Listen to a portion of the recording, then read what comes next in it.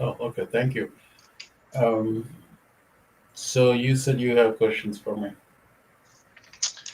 Um, yeah, part of this whole thing has By the a way, I lot. just sorry to interrupt you. By the way, for the viewers, it's not that Mike and I cannot discuss this among ourselves. We do. We actually have very frequent lunch meetings and all that. We do discuss them.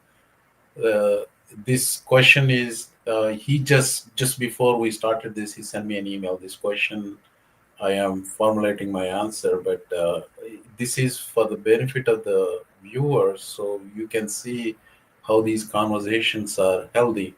So that's the only reason why we are having this conversation. It's not as if Mike and I cannot have a private conversation. So sorry, go ahead, Mike. So, kind of in contrast to the question you just asked me, as a naturalized citizen here, do you see this the favored status for persecuted immigrants? In this case, the Afrikaners who are really persecuted, but in any case, people who are threatened with physical or political or economic violence. Do you think that's fair, or do you think it's a good idea? I think the as I said, like in the beginning, the system is broken, and there is a lot of abuse by those who seek asylum. They so it is to prove that somebody is really persecuted has become a bigger issue, right? Like there is not enough resources in this country to do the vetting of those claims, right? So because of that abuse, not necessarily racism, but because of that abuse, also there is distrust in the system. Like say some person who's white Christian and all that, they see this abuse and they can have come to the same thing about against the asylum system.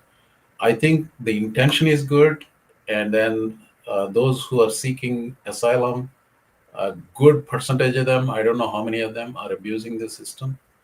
So I don't know the answer to that. So I can take both sides on the asylum part of it. But if you have good faith, both parties can come to that. This is a problem that can be solved. But I mean, so I think the last major immigration reform, if I'm not mistaken, happened during the time of Bill Clinton when they increased the quota for H-1B, and then after that, I don't remember seeing anything of this major this level of thing. So yes and no. The answer is unless you prevent abuse, having good intentions is not going to solve. So, in other words, Trump administration is using the same philosophy of persecution. They're just so instead of those who are seeking asylum abusing it, those who are enforcing that law is abusing that, right? But it's always been that case.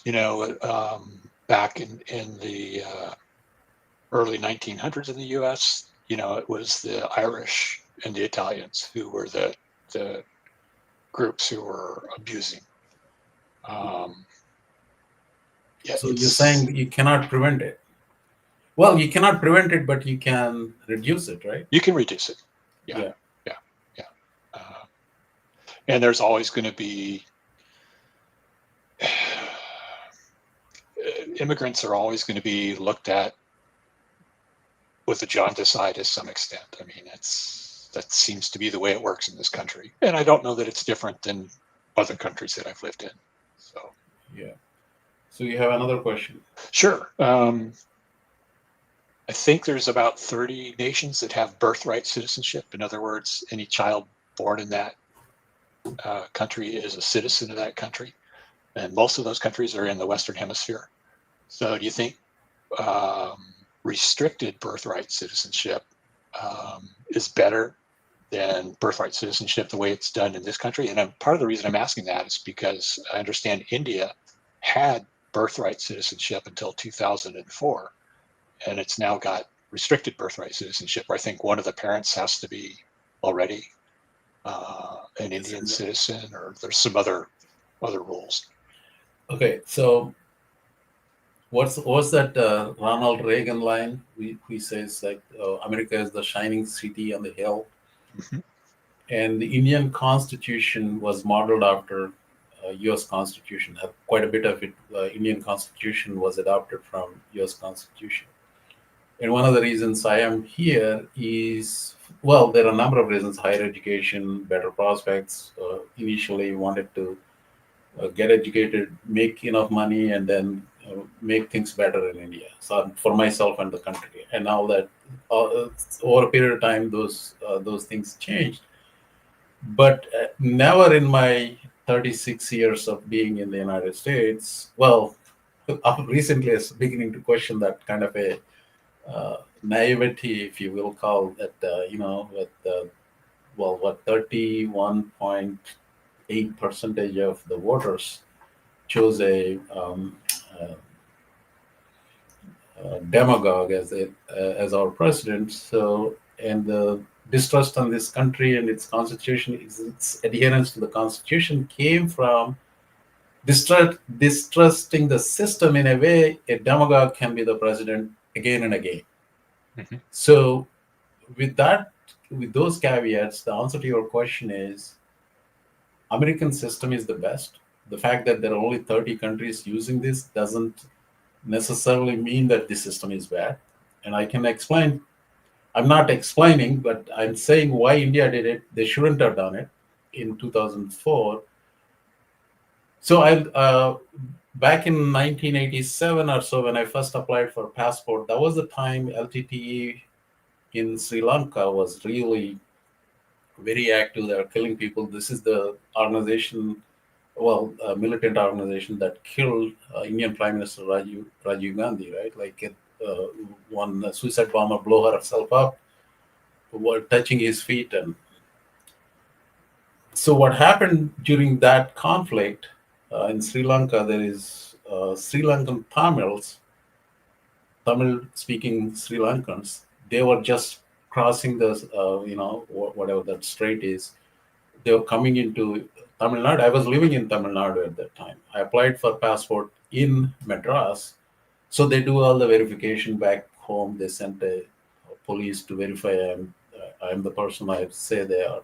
So they have all that done. And I was waiting for my passport for 1 year. For, Oh, for a 1 year. year? A Yeah, year? after they came to verify me. Wow. So then I walked into the office, and I mean, I don't know how they entertained me, and they went and brought the file, and it said like, gave me the passport right there. And I Mhm. asked them, what was the situation? See, we have these people coming in from Sri Lanka, without any vetting verification. They are seeking all the passports.